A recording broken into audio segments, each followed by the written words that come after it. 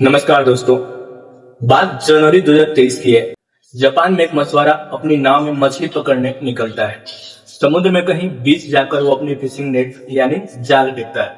कुछ देर बाद जब वे अपने जाल में फंसी मछलियों को निकाल रहा था, इसमें एक बड़ी ही अजीब सी मछली उसे दिखाई पड़ती है। ये मछली बहुत बहुत ज्यादा लंबी थी, मानो एक सांप की तरह। जब इसकी लंबाई नापी गई तो इसकी लंबाई 6 मीटर से भी ज्यादा थी। यह कोई छोटी मोटी मछली नहीं थी, बल्कि गहरे समुद्र से आई एक डीप सी ओरफिश थी। आमतौर पर यह समुद्र की गहराइयों में 1000 मीटर पर पाई जाती है। इस मछुआरे ने इस मछली को समुद्र में वापस छोड़ दिया, क्योंकि जापानी कहानियों के हिसाब से एक और फिश का दिखना एक डिजास्टर का संकेत है, खासकर भूकंप का। 2011 में जापान में एक बहुत ही भयानक भूकंप आया था और इससे ठीक पहले ही करीब 20 डेड बॉडी फिश की पाई गई जापानीज कोस्ट पर।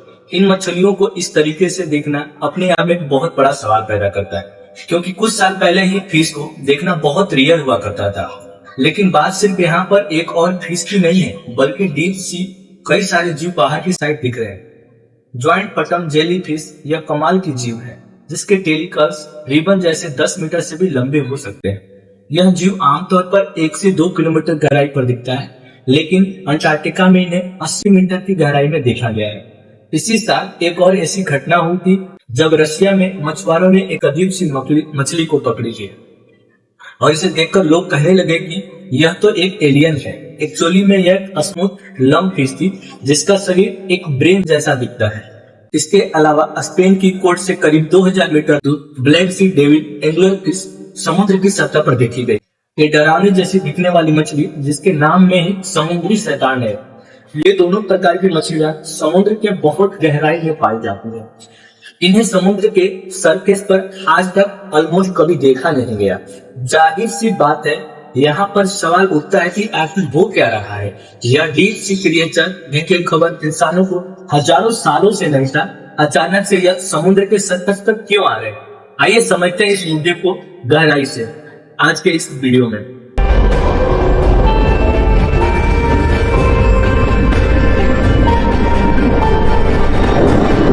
पूरी धरती का 71% सरफेस पानी से कवर्ड है। हमने इस पानी को अलग अलग ओशंस में बांट रखा है। 97% पानी जो धरती पर पाया जाता है वो 5 अलग अलग ओशंस में बांटा गया है।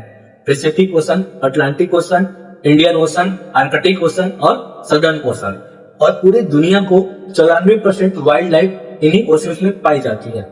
लेकिन जानते हो क्या, इंसानों ने अभी तक 5% ओशन को एक्सप्लोर और मैप किया है। बाकी का 95% हिस्सा, खासकर डीप सी, अभी भी अनजान है। हैरानी की बात यह है कि हमारे पास मार्स प्लेनेट के ज्यादा बेटर मैप्स हैं अगर समुद्री तल से कंपेयर करें तो। और 12 एस्ट्रोनॉट्स करीब 3000 घंटे बिता चुके हैं हमारे चांद पर, लेकिन केवल 3 लोग मात्र 3 घंटे के लिए समुद्र के सबसे डीप पॉइंट चैलेंज और डीप में जा पाए। जब आप गोवा के किसी बीच पर खड़े होकर नीले समुद्र में देखते हो तो आपको सिर्फ ऊपर वाली लेयर दिखती है समुद्र की। इससे हम सनलाइट जोन कहते हैं। जहां तक सूरज की रोशनी पहुंच पाती है, ओशन में मौजूद वाइल्ड लाइफ इसी एरिया में सबसे ज्यादा कलरफुल और डाइवर्स होती है। यह समुद्र की इकलौती ऐसी लेयर है जहां पर फोटोसिंथेसिस पॉसिबल है, इसलिए यहाँ पर माइक्रो एल्गी और फाइटोप्लैंटन भी पाए जाते हैं। ये दोनों लिविंग बीइंग समुद्री फूड चेन का आधार है। और इसके अलावा इसी एरिया में सबसे ज्यादा वही चीजें हैं जिसे हम ओशन से एसोसिएट करते हैं, वेल्स, शार्क्स, टर्टल्स और डॉल्फिन्स। लेकिन जैसे जैसे हम पानी के नीचे जाते हैं, सनलाइट कम होने लगती है और पानी सनलाइट को सोख लेता है। 10 मीटर की गहराई पर सूरज का सिर्फ 16% रोशनी बची रहती है। 100 मीटर तक आते आते सिर्फ 1% रोशनी बची रहती है। और थोड़ा और नीचे जाएं 1000 मीटर की डेप्थ पर तो यहाँ पर कोई रोशनी नहीं पहुंचती है। लेकिन सनलाइट जोन के बाद 200 मीटर नीचे दूसरे जोन शुरू हो जाते हैं, जिसे हम ट्वाइलाइट जोन कहते हैं। जैसा कि आप जानते हो, सनलाइट में हर प्रकार के कलर्स होते हैं। ब्लैक कलर का स्पेक्ट्रम होता है, रेड की सबसे लंबी वेवलेंथ और ब्लू और वायलेट की सबसे कम वेवलेंथ। पानी जो है वो लंबी वेवलेंथ को सबसे पहले ऑब्जर्व करता है, तो रेड कलर सबसे पहले दिखना बंद हो जाता है और उसके बाद ऑरेंज, येलो, ग्रीन, ब्लू और फिर वायलेट। वायलेट जोन तक सिर्फ ब्लू और वायलेट कलर ही पाते हैं। बाकी सारे रंग यहाँ पर गायब हो जाते हैं और इसी जोन में अजीबोगरीब जानवर भी मिलने शुरू हो जाते हैं। जैसे कि यह स्ट्रॉबेरी स्क्विड एक ऐसा स्क्विड है जो बिल्कुल ही स्ट्रॉबेरी जैसा दिखता है। इसकी एक आंख बड़ी होती है और दूसरी आंख छोटी। बड़ी आंख वाली ऊपर सनलाइट जोन में दिखने के लिए और छोटी वाली नीचे अंधेरे में बाइल्यूमिनेशन देखने के लिए। इस लिक्विड को हम सनलाइट जोन में देख रहे हैं रोशनी में फुल स्पेक्ट्रम के साथ, जिसकी वजह से यह हमें रेड कलर का दिख रहा है। लेकिन नीचे अंधेरे में जहां पर यह रहता है ट्वाइलाइट जोन में, वहां पर यह ऑलमोस्ट पूरी तरह से ब्लैक कलर का होता है, क्योंकि वहां पर कोई रेड कलर है ही नहीं। इसका खुद का कलर अपने एनवायरनमेंट में एक कैमोफ्लेज की तरफ एक रहता है। ट्वाइलाइट जोन के थोड़ा ही नीचे जाओगे तो आपको यहाँ एक जीव दिखेगा जिसे हम कहते हैं ब्लडी वेली फॉर्म जेली। एक बार फिर से ये फ्लोरोसेंट रेड कलर का दिख रहा है। समुद्र में ज्यादातर एनिमल्स रेड कलर के होते हैं ताकि अपने आप को वो छुपा सके दूसरे एनिमल्स से। समुद्र में ज्यादातर एनिमल्स रेड कलर को नहीं देख सकते, तो अपने आप को छुपाए रखने के लिए उसका रेड कलर होता है। जब भी जेलीफिश मूव करती है तो उसके शरीर पे रंग बिरंगे लाइट फ्लिक करते रहते हैं। ऐसा लगता है 8 रेनबोस की लोड्स पानी में मूव कर रही हो। अब एक सवाल आपके मन में आएगी कि समुद्र के अंदर तो कोई लाइट पहुंचती नहीं है, तो ये लाइट्स फ्लिकर कैसे कर रहे हैं? इसके पीछे एक बड़ा इंटरेस्टिंग प्रोसेस है जिसे हम बायोल्यूमिनेंस कहते हैं। बायोल्यूमिनेंस के जरिए जानवर खुद की रोशनी बनाने लगते हैं। इसमें 2 बड़े खास प्रकार के केमिकल्स काम करते हैं, लूसीफेरिन और लूसीफरेज। जब ये 2 केमिकल आपस में मिलते हैं तो एक केमिकल रिएक्शन होता है जिसमें हीट की बजाय लाइट निकलती है। जैसे कि आपने फायरफ्लाइज देखे होंगे, जुगनू, जो इसकी बायोल्यूमिनेंस प्रोसेस का इस्तेमाल करते हैं और इसमें एनर्जी हीट के बदले लाइट होती है। अब इस बेहद सुंदर जीव को देखिए, ऐसा लगता है कि मानो कोई जलपरी हो। इसका नाम भी सी एंजल है। यह एक इंसान की उंगली से भी छोटी होती है। यह बिल्कुल ही अंधी होती है, लेकिन इस सी एंजल को डेविल बनने में कुछ सेकंड लगते हैं। यह एकदम से अपना टेंटिकल निकालकर एक ऐसा जाल होती है जिससे बचना असंभव है। जैसे ही इसका पेट भरता है यह ग्लो करना बंद कर देती है। 600 से 800 मीटर की डेप्थ पर रहती है एक और बेहद अद्भुत जीव, इसका नाम है बैरल आई फिश। इसका सर ट्रांसपेरेंट और डोम जैसा होता है और गहराई में जाएंगे तो आपको मिलेगी ज्वाइंट सिक्विड। ये ज्वाइंट सिक्विड 13 मीटर लंबे होते हैं, यानी कि 1-2 मंजिला घर जितना। इनकी आंख 2530 सेंटीमीटर की होती है, यानी कि एक बास्केटबॉल जितनी बड़ी आंख। आइए समुद्र की और गहराई में चलते हैं। 1000 मीटर नीचे ट्वाइलाइट जोन खत्म होने का मिडनाइट जोन शुरू हो जाता है। यहाँ पे सूरज की रोशनी बिल्कुल नहीं पहुंच पाती। यहाँ पर जो जानवर पाए जाते हैं वो मिडनाइट जोन और ट्वाइलाइट जोन के बीच में घूमते रहते हैं, जैसा कि ये डीप सी एंगुलर फिशेस जिसमें ब्लैक सी डेविल भी शामिल है।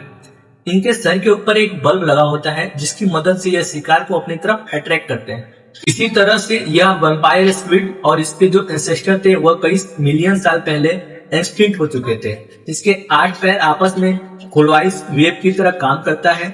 जब यह फैलाए जाते हैं तो देखने के में एक वैम्पायर का कैप लगता है। आइए और गहराई में चल। 2000 से 3000 मीटर के डेप्थ के बीच में रहता है एक फॉर्मर जो अपना खाना खुद उगाता है। यह है एक एटी क्रैब। यह वाला एटी एक्चुअल में एक्सिस्ट करता है। इसका निक नेम एटी इसलिए पड़ा क्योंकि इसका बाल पे जो रुएं हैं वह हिमालय में रहने वाले एटी का याद दिलाता है। अगर आपको हिमालय में रहने वाले एटी के ऊपर एक वीडियो चाहिए तो नीचे कमेंट बॉक्स में बता सकते हैं। एटी रैप अपने आप में ही अंधा है, लेकिन एक्चुअल में इसका फर है और बैक्टीरिया के लिए है। यह अपने फर पर बैक्टीरिया को उगाता है और उनकी खेती करता है, फिर उन बैक्टीरिया को खाता है। अब अपने मेन टॉपिक पर आते हैं जिसकी बात मैंने वीडियो के शुरू में करी थी।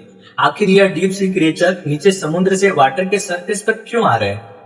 वर्ल्ड वार 2 की बात है। नेवी सील में काम करने वाले सोनार ऑपरेटर्स ने समुद्र में एक बहुत ही हैरान चीज होते हुए देखी। उन्होंने देखा कि रात के टाइम पूरा का पूरा सी फ्लोर से सैकड़ों मीटर ऊपर उड़ते हुए दिखता है। यह अपने सोनार का इस्तेमाल कर रहे थे। असली में कोई सी फ्लोर नहीं उठ रहा था, बल्कि हजारों की संख्या में छोटी मछलियां और कई क्रिएचर समुद्र के सरफेस पर आ रहे थे। इस अनोखी घटना को अब हम डीप स्कैटरिंग लेयर कहते हैं। यह समुद्र में छिपे हुए हाई वेस्ट का पहला सुराग था, जहां पर करोड़ों अरबों समुद्री जीव आते जाते रहते हैं।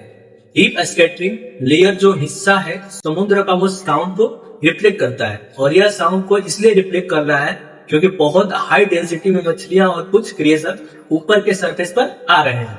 साइंटिस्ट ने रोज रात को ऐसा होते हुए देखा है कि बहुत ही छोटी छोटी मछलियां और कुछ क्रिएचर्स ऊपर के सरफेस पर आते हैं और दिन होते ही वापस समुद्र की गहराइयों में चले जाते हैं। यह माइग्रेशन कोई ऐसी चीज नहीं है जो एक जगह हुई हो, यह हर जगह हो रही है। लेकिन सवाल उठता है कि इस माइग्रेशन को रोज रात को इन जानवरों के द्वारा क्यों किया जाता है। इसका जवाब है to eat without being eaten. Simple शब्दों में कहा जाए तो खाने के लिए किया जाता है, क्योंकि फोटोसिंथेसिस सिर्फ सरफेस की लेयर पर होता है। फाइटोप्लांट सिर्फ सरफेस की लेयर्स पर ही पाए जाते हैं। यह फाइटोप्लांट कई सारी छोटी छोटी मछलियों और जोन्स प्लांट्स का खाना है। अब आप कहेंगे अगर यह खाना है तो सुबह दिन में आकर क्यों नहीं खा लेते, रात को ही क्यों आते हैं? क्योंकि सुबह की रोशनी में खुद खाए जाने का खतरा है। बाकी सारे जो शिकारी घूम रहे हैं, शार्क, डॉल्फिन्स, व्हेल्स, ये सब उन्हें खा जाएंगे। इसलिए छोटी मछलियां और डीप सी क्रिएचर्स रात में ही आते हैं। रात में आकर ऊपर सरफेस में अपना पेट भरते हैं और दिन होते ही वापस समुद्र में चले जाते हैं।